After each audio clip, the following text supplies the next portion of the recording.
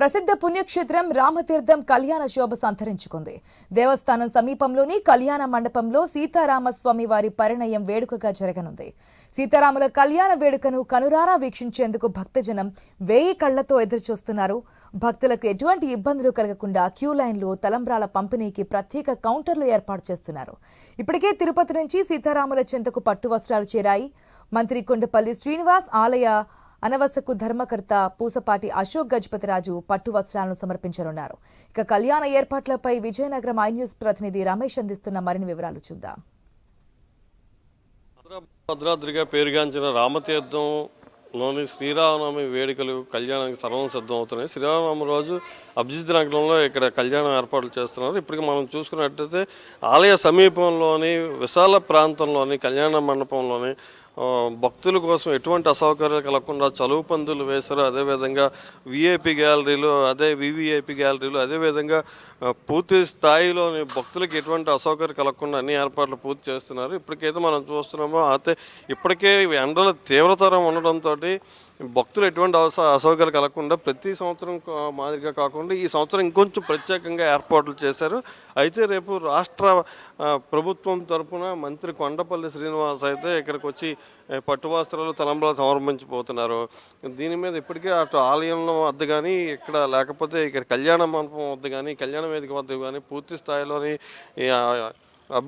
కార్యక్రమాలు అయితే జరుగుతున్నాయి. అయితే ఇప్పటికైతే క్యూ లైన్లు అదే సాధారణంగా వివిఐపి క్యూ లైన్లు కూడా ఏర్పాటు చేశారు భక్తులకు చేరుకున్నారు. దానికోసం కూడా ఇప్పటికీ మజ్జిగ పంపిణీ దగ్గర నుంచి, మంచినీళ్ళ పంపిణీ దగ్గర నుంచి భక్తులకి భోజన సౌకర్యాన్ని కూడా కల్పించేందుకు ఆలయ అధికారులు అయితే ఏర్పాట్లు చేస్తున్నారు. పూర్తి స్థాయిలో ఎటువంటి అసౌకర్యం కలగకుండా భక్తులంతా కలిసి కళ్యాణం కమనీయంగా వీక్షించాల్సిందని చెప్తున్నారు. అయితే ఇప్పటి వరకు మనం చూసుకుంటే ముత్యాల తలంబరాలు ఏర్పాట్లు కూడా పూర్తిగా చేస్తున్నారు. వివిధ గ్రామాల నుంచి కాకుండా ఇతర జిల్లాల నుంచి రాష్ట్ర వ్యాప్తంగా భక్తులు ఇప్పటికే రామతీర్థం చేరుకొని ఈ కళ్యాణం వీక్షించడం కోసం ఎదురు చూస్తున్న ఘటన మనం చూస్తున్నాము. అయితే రేపు ఆలయ అనువంశిక ధర్మకర్తగా అశోక్ గజపతి రాజు, పూసపాటి అశోక్ గజపతి రాజు ఫ్యామిలీ కుటుంబం నుంచి కూడా ఇక్కడికి పట్టు వస్త్రాలు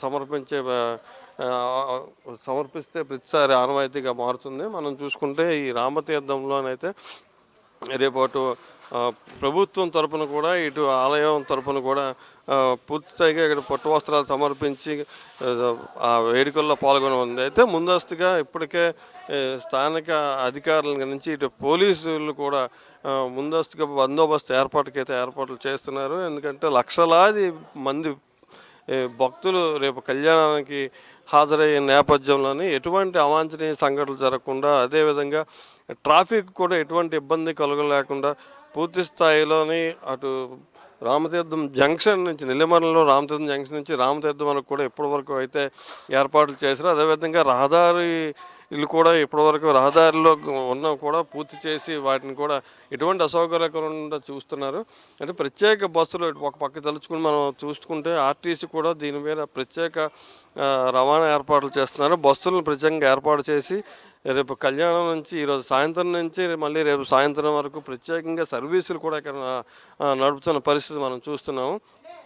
ఇకపోతే ఒక పక్క వివిధ స్వచ్ఛంద సంస్థలు కూడా తమ వంతుగా ఇక్కడ ప్రజలకి రేపు కళ్యాణం రోజు ఎటువంటి జరగకుండా వాళ్ళకి మజ్జిగ పంపిణీలు, చలివేంద్రాలు, తర్వాత ప్రసాద పంపిణీలు, ఉచిత పులిహార పంపిణీలు, ఇవన్నీ పలు స్వచ్ఛంద సంస్థలు కూడా ఇప్పటికే రామతీర్థం చేరుకుని రేపు భక్తులకి తమ వంతు సహాయం చేద్దామని చెప్పేసి ఇప్పటికే ఆల్రెడీ స్వచ్ఛంద సంస్థలు కూడా ఏర్పాటు చూసుకున్నాం. అయితే ఇంకా మీరే చూసుకుంటే ఒక రకంగా మీడియాకు కూడా ప్రత్యేక గ్యాలరీలు ఏర్పాటు చేశారు.